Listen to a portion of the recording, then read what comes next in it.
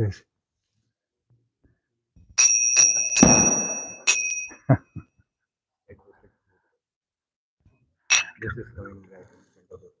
They should get some bigger, better string. Who's in charge of the cartel string here? We got this. That's like that. I mean, I know we need to have cartels out on the street and every place else, but at least one good pair should be in the temple, right? Right, Dr. Michael? Jaya Radha Madhava Kunja Bihari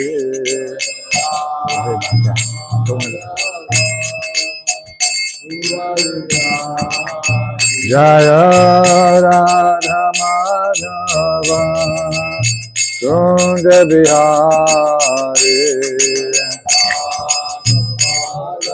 Thank you.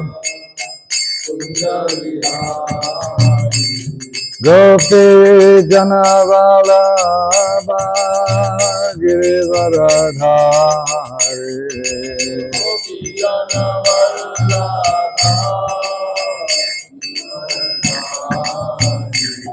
Gopi Janavalabha Girivaradhari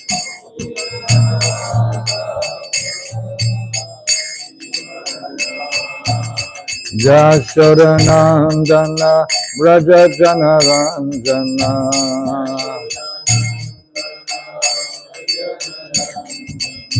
Jashodanandana Braja Janaranjana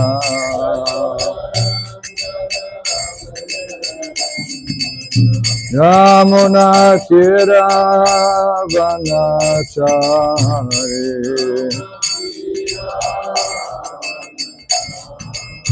Yamuna Tira Vanachari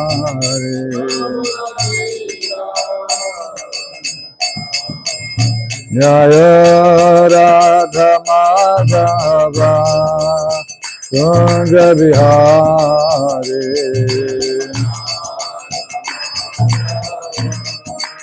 These questions should be put to them. They cannot answer them. The devotees, Prabhupada said, are more interested in talking about Krishna and in chanting his name than in arguing. But because so many godless parties come forward and challenge, a Vaishnava must be able to argue on the basis of Shastra and sound logic. Mr. Matthews, the Harvard graduate student of Vaishnavism, visited Prabhupada at his apartment one evening. Prabhupada explained that if one is inquisitive, not about temporary things, but about the absolute, then he must go to a guru. Mr. Matthews asked whether sannyas was necessary. According to Bhagavad Gita, Prabhupada replied, a sannyasi is one who has given everything to the service of Krishna. The dress and social standing are not important. While Mr. Matthews posed intricate questions about the contemporary situation of spiritual masters in India, Srila Prabhupada explained that a true spiritual master must be in disciplic succession and must strictly follow the regulative principles of Vaishnava behavior. The current family custom in India of having a family guru was foolishness. The guru was not a family commodity or a pet. Is this in the way? Mr. Matthews was trying to make the point that Prabhupada was not the only spiritual master and that there were many pure devotees in places like Vrindavan who did not necessarily go out for preaching, but who preached to whoever came to them. Lord Chaitanya, said Srila Prabhupada, ordered to go out and preach Krishna consciousness. Not that I stay in Vrindavan, and if anyone comes to me, I will teach. We must go out and go to them. Chaitanya Mahaprabhu ordered like that. He is the authority. We don't serve this or that. We serve Krishna and nothing else. I am a servant of Krishna, and the best position for preaching is sannyasi, sannyasa, because he doesn't have to send money to his family or go back to his wife at a certain hour. But everything is for Krishna. This is the attractive background for preaching. The dress is not important. Mr. Matthews disagreed that a spiritual master had to be a sannyasi or a renounced preacher. After about an hour, Mr. Matthews checked his watch and became alarmed. Oh my goodness, it's late. I'm having guests over and my wife is cooking a dinner for them. I'll have to go. You see, Prabhupada said, this proves my point. Okay? Srila Prabhupada ki jai.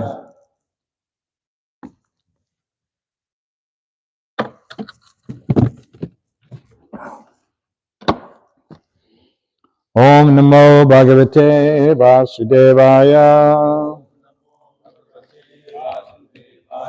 Om Namo Bhagavate Vasudevaya. Om Namo Bhagavate Vasudevaya. Reading from Śrimad Bhāgavatam, 4th Canto, 6th Chapter, Text 48, chapter titled, Brahma Satisfies Lord Shiva.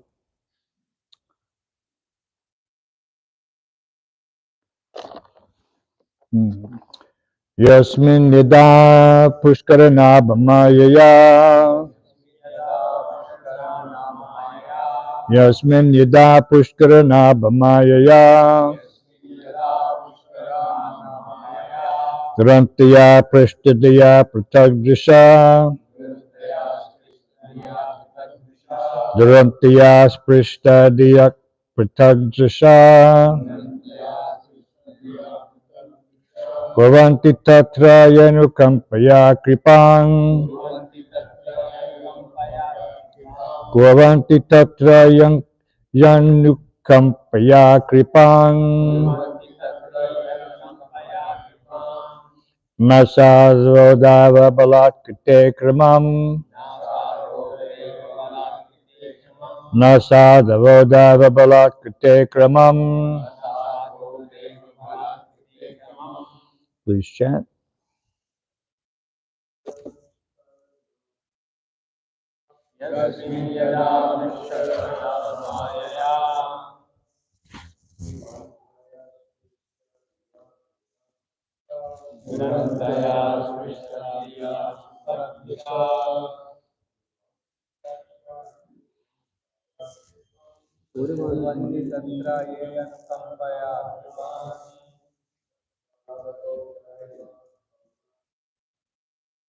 Nasadvodava Balatkata Kramam.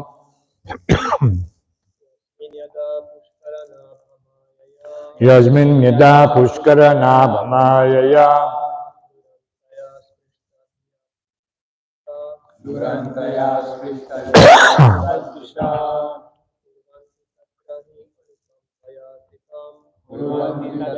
Yanukampaya Kripam. Nasadvodava Balatkate Kramam. Yasmin Yada Pushkarana Bhamayaya. Tarantaya Sprishtadiyak Pratagdrisha. Bhavanti Tatra Yanukampaya Kripam. Nasadvodava Balatkate Kramam. Yasmin Yada Pushkarana Bhamayaya. Yasmin Yada Pushkarana Bhamayaya. Tarantaya Sprishtadiyak Pratagdrisha. Bhavanti Tatra Yanukampaya Kripam. Nasadvodava Balatkate Kramam. Ladies. Yasmin Yada Pushkarana Bhamayaya. Durantaya Prashtadiyak Pratagdrisha. Bhavanti Tatra Yanukampaya Kripam. Nasadvodava Balatkate Kramam. Anyone else? Yasmin, in some place, Yada, when, Pushkaranabhamayaya, by the illusory energy of Pushkaranabha, the Supreme Personality of Godhead. Durantaya, insurmountable. Sprishtadaya, bewildered. Prataktasha, the same persons who see differently. Gurvanti, do. Tatra, there. He, certainly. Anukampaya, out of compassion. Kripam, mercy. Na, never. Sadhava, saintly person. Daiva balat, by providence. Krite, being done. Kramam, prowess. Translation and purport by His Divine Grace, A.C. Bhaktivedanta Swami Prabhupada. My dear Lord, if in some places materialists who are already bewildered by the insurmountable illusory energy of the Supreme Godhead sometimes commit offenses, a saintly person with compassion does not take this seriously. Knowing that they commit offenses because they are overpowered by the illusory energy, he does not show his prowess to counteract them. Please repeat, my dear Lord, if in some places materialists who are already bewildered by the insurmountable illusory energy of the Supreme Godhead sometimes commit offenses, a saintly person with compassion does not take this seriously.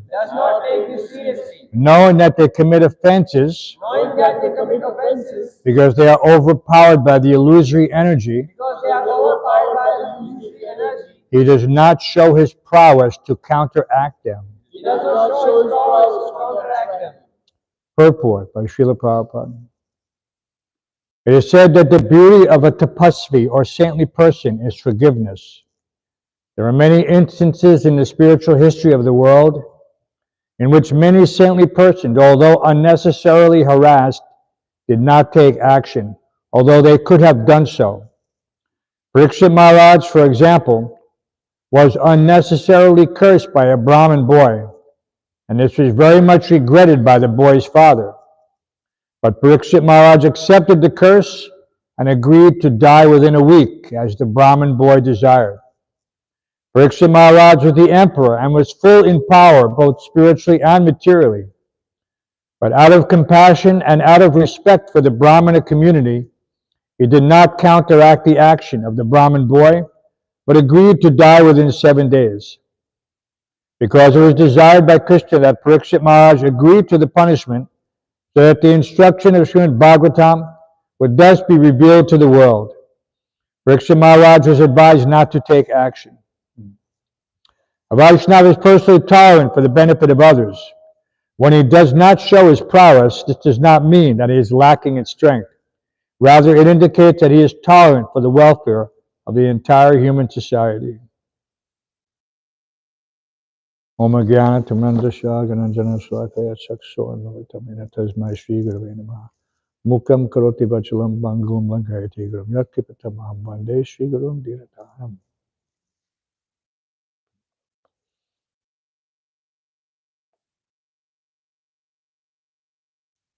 Interesting here in the purport, Prabhupada relates that because it was desired by Krishna that Parikshit Maharaj agreed to the punishment, that the instruction of Śrimad Bhāgavatam would thus be revealed to the world. Parikshit Maharaj was advised not to take action. How was he advised? Did a voice come out of the clouds and advise him? So this is like at the point of creation, Lord Brahma heard from the darkness tapa, but he didn't hear it externally. So these, sometimes we don't develop that ability to hear Krishna's instructions in a thoughtful, analytic way. But Krishna is declaring, Sarvasya Chaham Riddhi Sanivishto Mataksmatir Ganamapona. He says, I am seated in the heart of all living entities. And from me comes knowledge, remembrance, and forgetfulness. So there's knowledge and remembrance, at least for the devotee, because the forgetfulness that's for those who are not on the path. Moga, Samoga, Karmana, Moga, Jnana, Vicheta. Krishna steals their knowledge by illusion. But for those who are on the path, Krishna is instructing from within. And so here it's clear that Parikshit Maharaj, there wasn't any interaction between him and Krishna externally. Under the circumstances, he could have gone back to his residence, and maybe there was a council of brahmanas who are also accepted as speaking on behalf of the Lord. Maybe they advised him in that respect. But here it's left in one way, so that our understanding is that however it happened, he was advised. And in order for him to accept that advice, he had to have some faith that this instruction was coming from a superior authority. So that is the way of all instruction. Tadvidi pranipatena pariprashnena sevya. That one must approach the spiritual master, render service, inquire submissively, and then the remarkable transaction that the self-realized soul would impart knowledge unto you because he has seen the truth. This is not, and of course, Prabhupada in Leelamrit, they were saying that he's giving instruction that seems to counteract this, that he's telling the devotees that you have to, not just in that one chapter, but in many places, chant Hare Krishna and fight. So sometimes compassion takes the form of this giving instruction that may not be so-called desirable. Just like for subordinate, you may tell them, you say, don't do that. And they may not accept without an explanation. You don't do that because you'll have a severe reaction. Maybe you have to give a little more detail. There are so many ways to the person. First-class intelligence means not just that he understands by hearing, but he has to have faith in the source of that instruction. One should be so intelligent even that he takes good instruction even from a fool, according to Chanakya Pandit. Right? Gold from a filthy place, a beautiful wife from a poor family, and good advice even from a fool. So some discrimination has to be there, but Prabhupada's emphasis on defeating these atheists was compassion. That's the whole point, to deliver them. Sometimes you have to chastise a child in order to prevent some serious incident. If it's a simple incident, you let them learn by experience, because experience is a very good teacher. Right? They have that meme you'll see sometimes pops up in your thread about a kid about to stick a paperclip into a wall outlet. And the mother says, no, don't. And the father says, no, don't. Let him go ahead. And all of a sudden the screen goes black because the kid shorted the whole house. You hear the zap. And the father goes, I'll bet you never do that again. So, you can learn from experience for sure. But it doesn't always work out the way you expect, or anybody. So better to learn by hearing. And so those disciples who are intimately associated with His divine grace were getting personal instruction how to handle a situation. Don't let it go by without defeating them. You have to try your best. Don't waste a lot of time. But don't let them just think that their conception should be unchallenged. No, that's our Nirvishesha Shunyavadi. This is specifically our mission, right in that pranam mantra. That we're here to fight impersonalism and voidism. And that is our compassion, following the footsteps of His divine grace. It's not some sentimental tolerance that, oh, it's okay, let them be like that. No. It's like letting a person saying, I'm going to commit suicide. You don't let a person commit suicide. That's not compassion. That's not tolerance. You're there to stop that person. That's a given. In every society, that's understood, that you try to save a person who's trying to commit suicide. Because nowadays they're actually encouraging it. What do they call it? Euthanasia. Because they think, oh, the earth is overburdened. We have to reduce the population.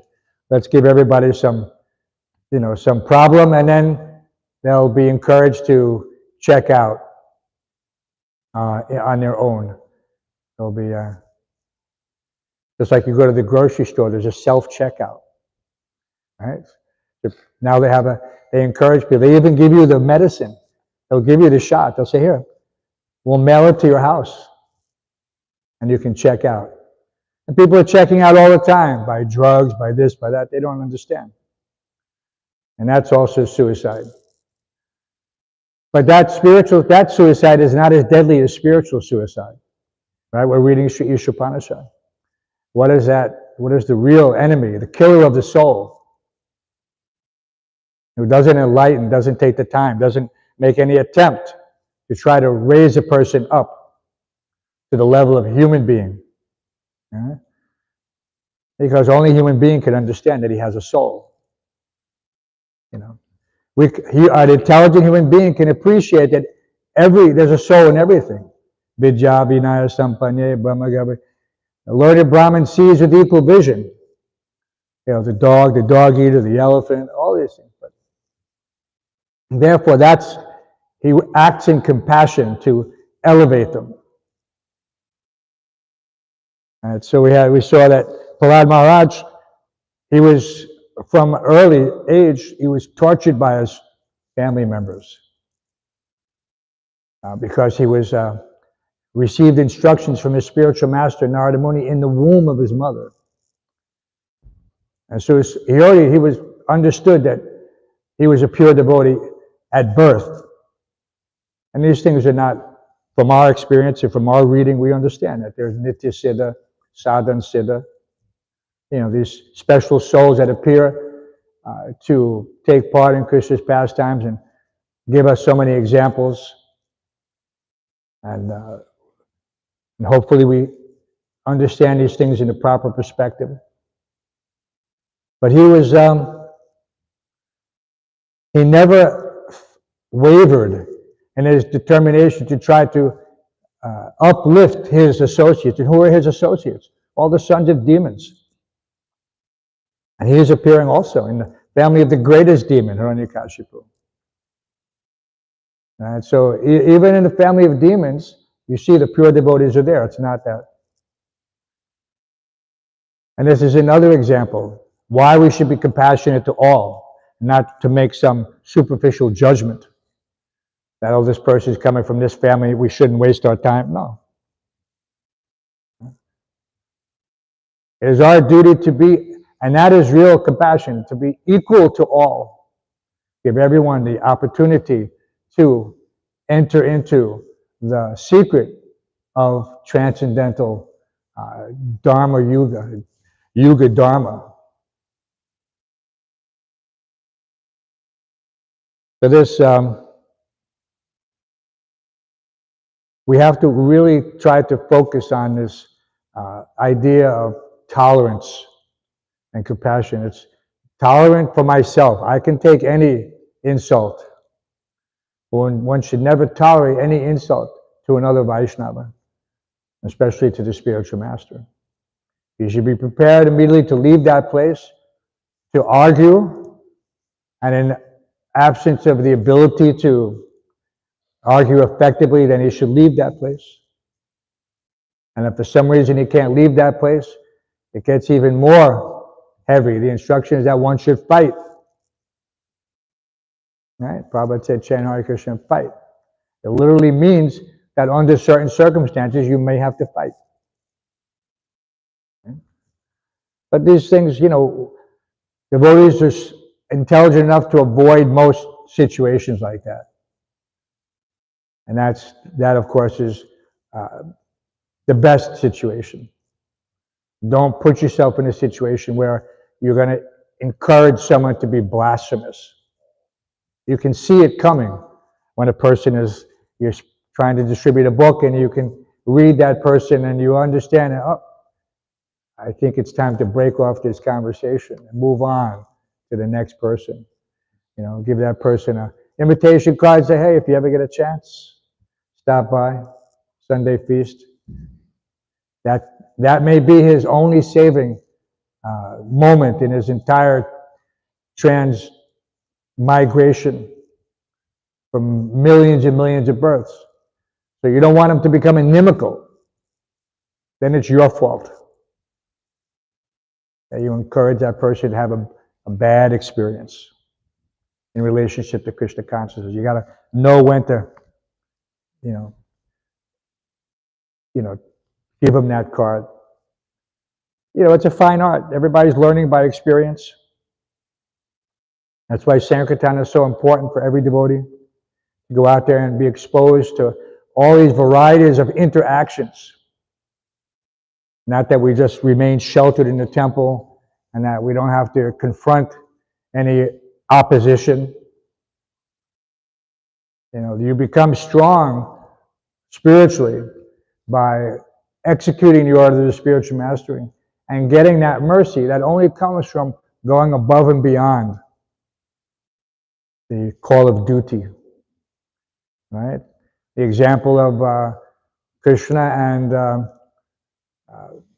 Sudama Brahman, right? And they were fast friends when they're young men, and they in that situation where they were put into difficulty, they depended on each other, and then the spiritual master recognized their dedication to him. So that was, we could understand that there are some stronger impetus for us to take seriously our training, although we don't associate the temple as a Gurukul. The Gurukula, the home of the spiritual master, it undoubtedly is. We're here all under the guidance of the spiritual master. So being able to do whatever is required is an essential component of the curriculum. An essential component. Not that I kind of avoid doing, just do the minimum. There's that tendency, because in the material world, we're all trained up. What's the best job in the material world? The one where you don't do anything, but you get paid. Right? Everyone's looking for that job. And typically they're associated with government jobs.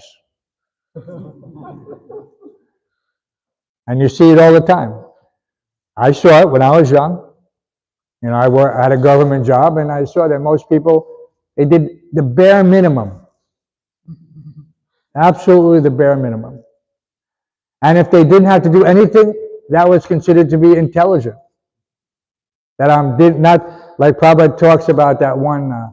If everyone here has been to Calcutta, you've been to Calcutta. So down on Chowringhee, there's a big next to the railway station. There's a park, the Maidan, and all the government workers. You could see them. They're all sitting there. They're all sleeping, but they're supposed to be working. They're supposed to be going for back in the day before they had WhatsApp and chat and this and Zoom. You used to have to send inter-office messages. And even back in the time when I was there, you had an envelope. You had to have so many. You had to deliver so many inter-office memos across the city, and people had to sign for it. But people would just go and sleep, thinking that I'm getting paid for sleeping. This is their mentality. Then go back to the office, the boss asks, where were you all day? He says, oh, I couldn't find such and such. Yeah, but yet they're sleeping. So that should not be our thing, thinking that, well, there's, Krishna consciousness is compared sometimes to a boat, right? Spiritual master is the captain, the Vedas are the favorable breezes, But sometimes when the favorable breezes are not there, you have to row the boat. A lot of people don't like to do that. They like to say, no, I'm on the boat. Matter of fact, temple commanders have so many different services. Have to go around, wake up the devotees. By the way, somebody should be blowing the conch. Of course, Adai's coming back, but I see that there's a lot of late comers to the morning program. And I heard that's because the conch is not being blown properly. So we used to have to go around, wake up devotees, but on the 55th Street Temple, there are hundreds of rooms, but I only had to wake up the brahmacharis for the most part. So that's, 2 floors, do what you have to do. Knock on, because there were doors. Knock on the door, open the door, Haribol, Jeev Jago, Mangalarati, you go around. And I remember one time, I went to one room, the devotees there, they're working hard, they're working late, we used to have to wax all the floors, and you can only do that at night. You have the machine, the polishing machine, do everything. I said, Prabhu, come on, it's time for Mangalarati. And you can't tell, sometimes even in sleep, somebody's making sense, is he dreaming, is he sleepwalking? He said, Prabhu, don't worry about me. I'm on the boat, but I'm sleeping. Because some people are sleeping on the boat. The boat is still moving by the force of everyone else's efforts. He's there for a free ride. So we want everybody to pull in their own weight. But yes, sometimes there's people who are going to be sleeping on the boat. And then you have to decide, at some point, when do you toss them overboard? But the devotees are compassionate. So, Prabhupada said, once, twice, thrice, even 4 times, but 5th time not. A very famous saying. Prabhupada's compassion. Once, twice, thrice, even 4 times, but 5th time not. So, of course, I don't know who's keeping score. Krishna is keeping score ultimately. It's not, all of a sudden you lose your taste. People say, oh yeah, it's because he was not chanting his rounds, he was committing offenses. And so he left. And that's generally the sequence of events. It happens like that. See a person who's not very enlivened, and you have to wonder, is he not chanting all his rounds, or, meditating on too many aspects of the sense gratification that the material world has to offer? Because it's a little hard. It's like a little kid in a candy shop. The material world has everything. And you have to kind of restrain yourself. Not an easy thing, but for devotees, it becomes easier. Vidya, Vairagya, Nija, Bhakti Yoga. See, by knowledge and detachment. One is rewarded. And that reward is the impetus to continue on the path. He gets enlightenment. Not, enlightenment like the fictitious presentation of a blinding light, like the bogus guru who presses the disciple on the forehead to, invoke that, because there's a nervous reaction there. You can press it and you get this light, and they think, oh, I've seen the light. The guru has given me this vision.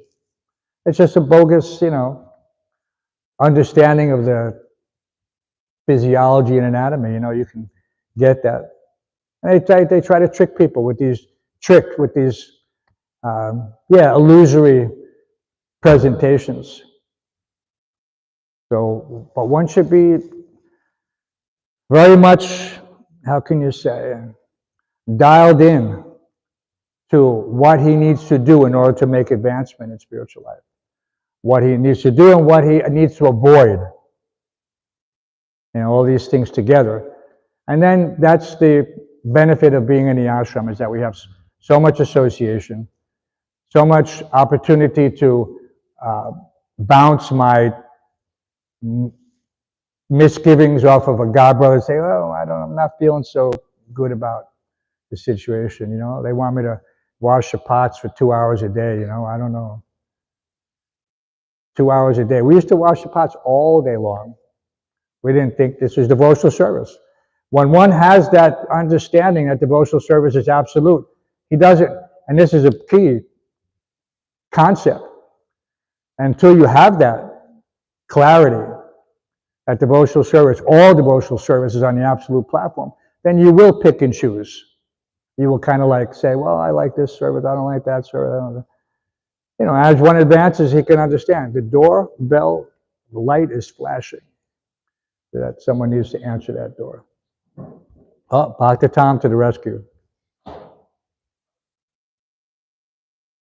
You know, it's not that, and, you know, someone's thinking, well, if I do this, maybe I'll never get off. I'll be washing the pots for 50 years. No, it doesn't work like that. Krishna, you know, you're there to get purified. And that purification, Krishna himself is personally giving you a certain level of enlightenment in order to take you to, you know, whatever it is that you truly desire. If you want to be the best preacher, the best whatever in Krishna consciousness, Krishna will give you that facility. But Prabhupada, you know, he clearly said that first deserve, then desire. So this is something that's not always easy to grasp. You know, like I said, some people think it's like a material situation where you have to, like I said, angle yourself in a certain way in order to get what you think is the optimum situation in Krishna consciousness. No, but everything is depending on how you please Krishna.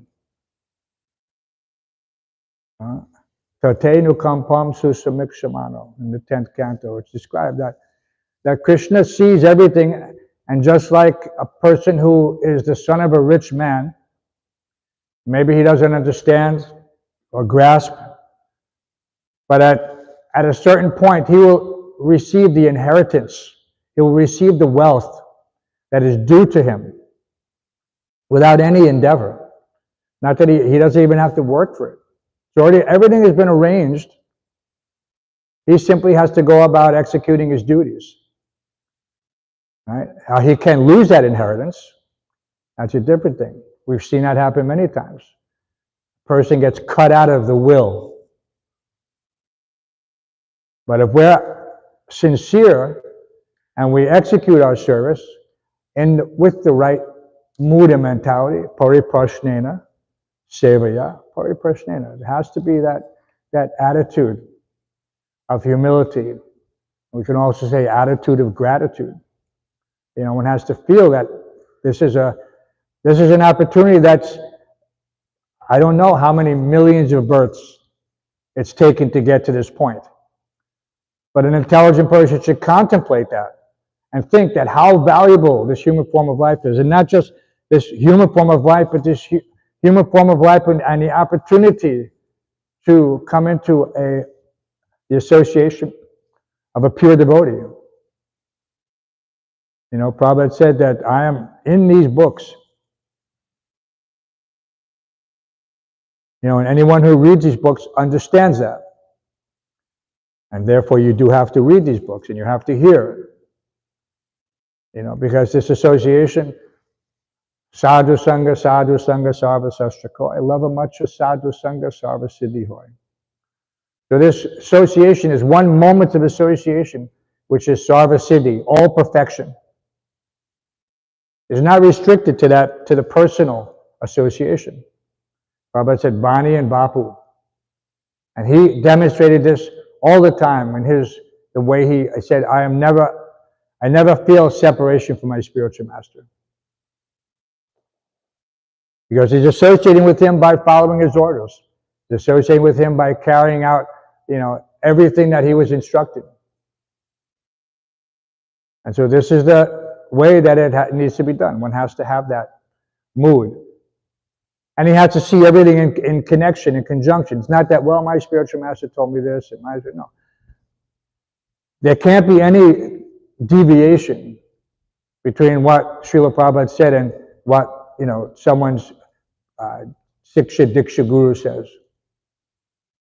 They have to completely harmonize. Can't be any difference. And if there's a difference, then it's usually due to a poor fund of knowledge. One doesn't understand. But the benchmark is at it.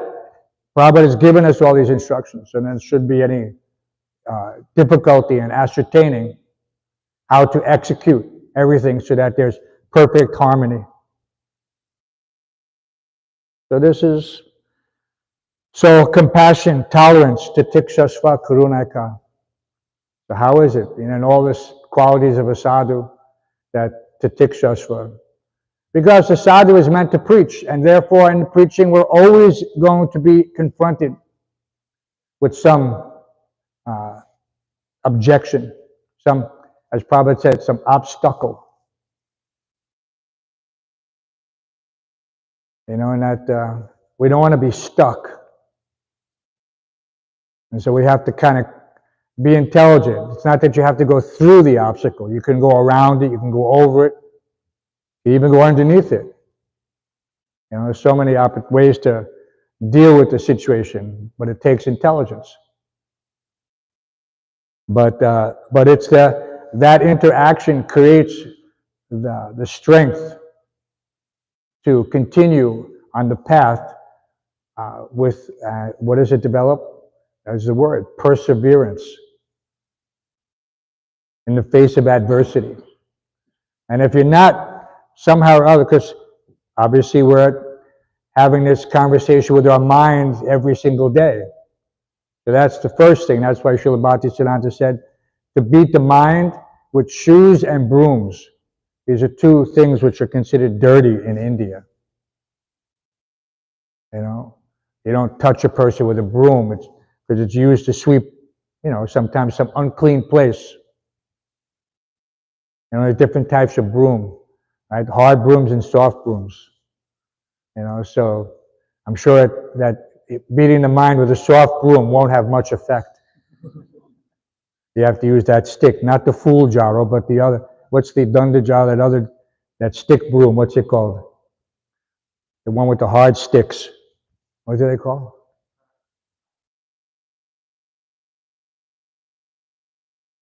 Okay, so Gopal knows.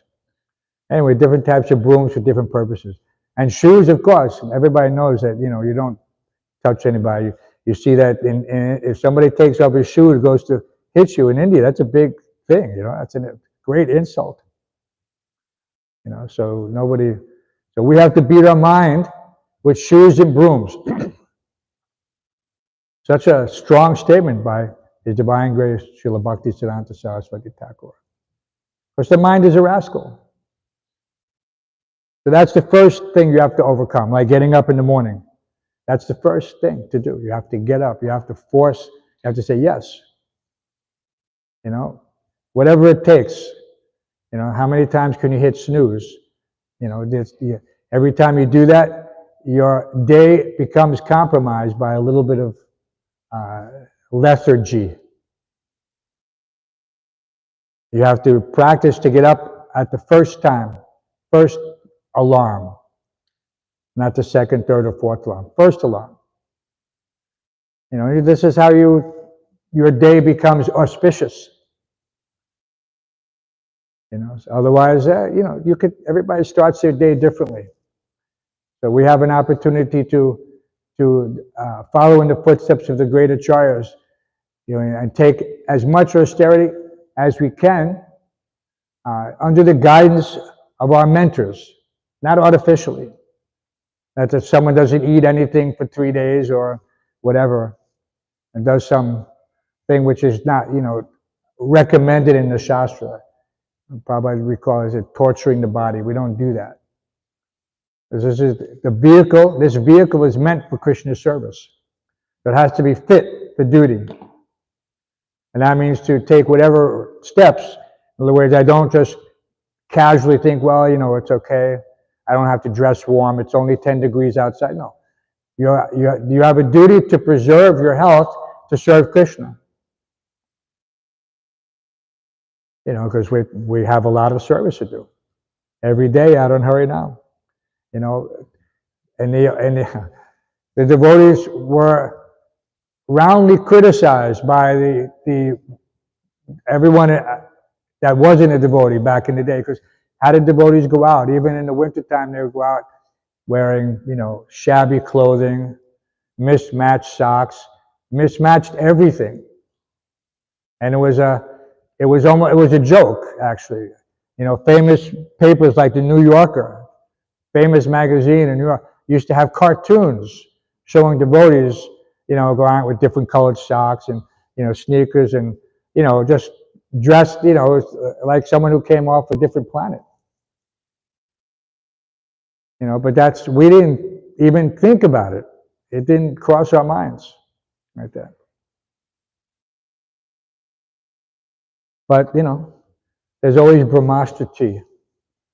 So we have to keep healthy, execute Krishna consciousness, and sometimes to put ourselves in another's shoes when it comes to being compassionate or tolerant. How can one not be tolerant after having given the spiritual master so much trouble to, even to accept us, with all of our faults? That if we cannot in turn pay that forward, then somehow or other we've missed an essential aspect of the lesson. That we have to give compassion. So this is interesting. Brahma satisfied Lord Shiva. Lord Shiva very easily satisfied, very easily disturbed. So we should not be flickering like that. One day, one way, and another day, person can't approach him, can't say anything.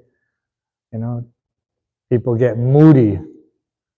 This is all due to not having your steady sadhana. And you can tell if you don't have a very steady sadhana. Yes, your mind will be flickering, your mood will be flickering, your interactions will be flickering. This is not a good place for a devotee to be. It has to be steady. This is one of the aspects. We can only hope to come to that level of sthayi bhav, that level of steadiness. But that is our aspiration, not to be moved by anything and to be in the face of any opposition or any adversity. It's just to remain fixed in the service of the spiritual master. Come hell or high water, as they say. So this is the point. So otherwise, how do you expect, if a little thing bothers you now, then that little thing will continue to become a point of weakness. So you have to eliminate all that weakness.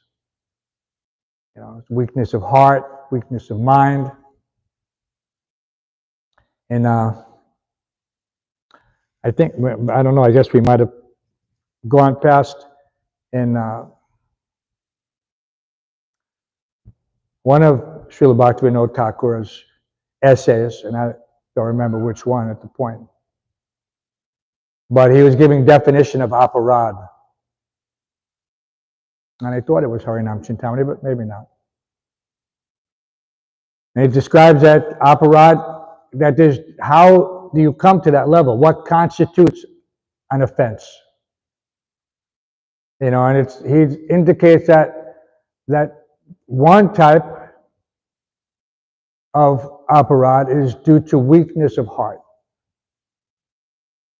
And that aparad can be corrected through internal resolution, and I will never do that again. And Bhagavad Gita supports that apichet sudaracharo bhajatim. So, but that is, it Prabhupada says in the purport, that is not a license. And we say that every morning, or at least every alternate week, and not to commit sinful activities on the strength of chanting the holy names. Because one will become free, but it's not meant to be abused. Like the Christians, commit sin all week, go to confession on Saturday, receive blessings on Sunday, and then start sinning all over again. Okay? That's not the point. That Prayaschitta is condemned in the Bhāgavatam as an elephant's bathing. So the point is that we have to, so the other aparad is that when one commits offense, it becomes easier to commit that offense again. So that weakness of heart is the first fall down. And if he gets back up from that and takes that vow never again, he's okay. He can go on. Everything is forgiven. Krishna has forgiven him. The devotees have forgiven him. But if he continually commits the offense, that is when it rises to the level of this aparad, actual offense. The first one is weakness of heart. But repeated engagement in that weakness of heart, then it becomes an aparad. To Krishna, to the spiritual master, to the community, right? One becomes... well, he thinks what happens is, according to Srila Bhaktivinoda Thakur, he thinks that, no, I'm right, everybody else, you're all wrong. You're misjudging me. I'm strong enough to engage like this and I'll be fine. No, that's illusion. That's the moga samoga karmana. That's the knowledge stolen by illusion. That's what happens. So anyway, be tolerant, but don't be foolish. Be compassionate, but be practical. Everything has to have its balance. And if you don't know, Prabhupada said, ask someone who does. That's the bottom line. So many times he encountered people who would just pester him with questions repeatedly. And at a certain point, in order to make give some chastisement, but in a manner that wouldn't put that person completely, how can you say, pushed away, he would phrase something in a certain way. And like in this instance, he said, he gave instructions. But then at the end, he said, use your common sense. And if you don't have any, ask someone who does. Okay? Very famous letter. And so we're all developing a certain level of common sense. It's not so-called common sense in the material world, but it's common sense, how to function within the society in relationship to our service to the deities and everything else under the roof of the temple. So it's just like Prabhupada had a lifetime in preparation. This is our lifetime in preparation. And for some it's 1 month, 2 months, 10 years, 20 years, 50 years. It's all a lifetime in preparation. And the test, Prabhupada said, is the time of death.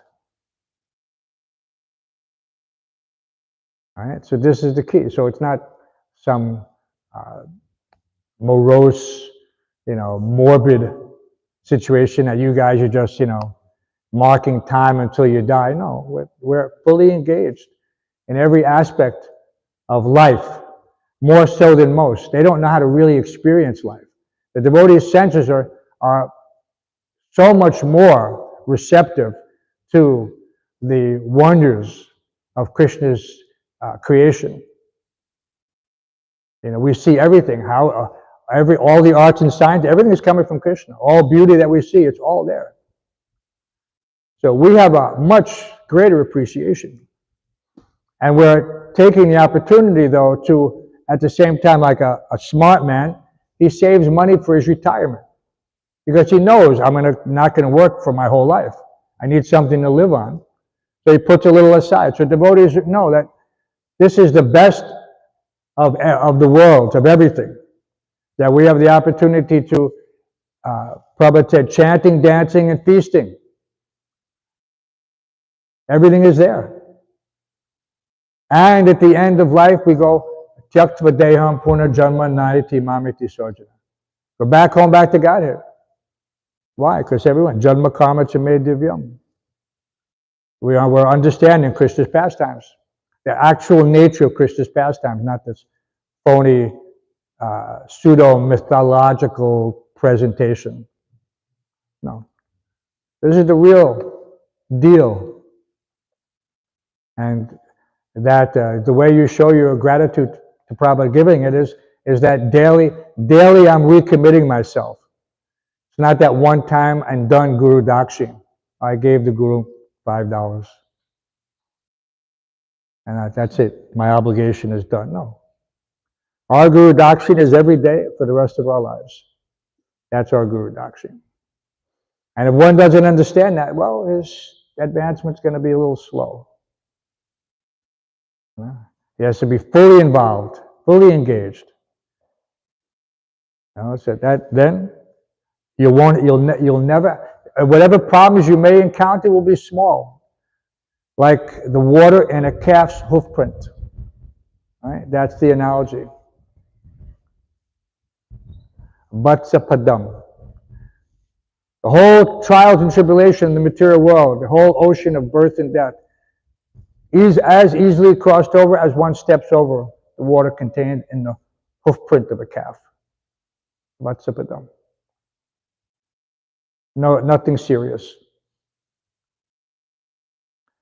But you have to be like the Brijbasis. What did the Brijbasis say? Chinta mat karo, khush raho.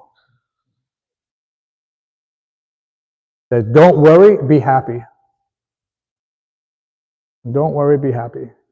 Krishna, there's a famous aphorism that Jayapataka Maharaj likes to quote of Prabhupada. He says, "Why should I worry for anything? I am a servant of Krishna."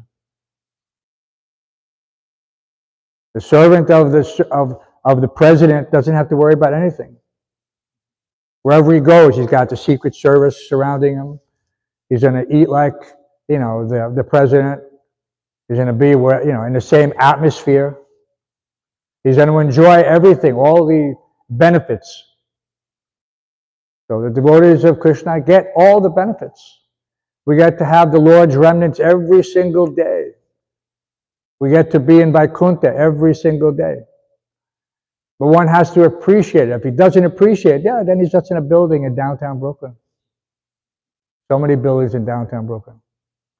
He has to have that conscious conviction that no, this is Vaikuntha. Sometimes we joke about it. Yes, another day in Vaikuntha. But it's because, devotees are not dull stones, and they're not that they have no sense of humor or anything like that. No, everything is there. But the bottom line is, this is Vaikuntha, and we should treat it as such. And then it will actually take within our hearts, within our minds, internally and externally, it will become like, we will realize it, that it is Vaikuntha. So, after Ekadasi, everybody, we have to, hopefully they found the quinoa. They were looking, you saw the notice, where's the quinoa? So we can go have some quinoa and go about our day, because Sunday, it's our day to be tolerant and compassionate. So many people are going to come. It may be somebody who's, the fact that they walked in the building is a sign that, they deserve our attention at least long enough to determine what their situation is, whether we're just going to direct them to the prasadam room, to the darshan room, to the class in the temple. We have to know what will benefit this person the most. That's our compassion. And tolerance is that, sometimes you have to, spend a little time initially to make sure that they're eligible for the whole package. They may be eligible only for the prasadam and have a nice day, see you next life. Because that happens. Somebody comes in, they're not ready. Give them some prasadam and say, see you next life. Any questions or concerns? Everybody's ready to take on their Sunday duties. So many things, so many ways to. The temple should be as clean as possible for the guests. And if anyone has any suggestions, we're open to hear them. No questions? No? Okay. Everybody must be hungry. Grantaraj Śrimad Bhāgavatam ki, Srila Prabhupada ki, Sri Shivadha Govindade Mahaprasadam ki.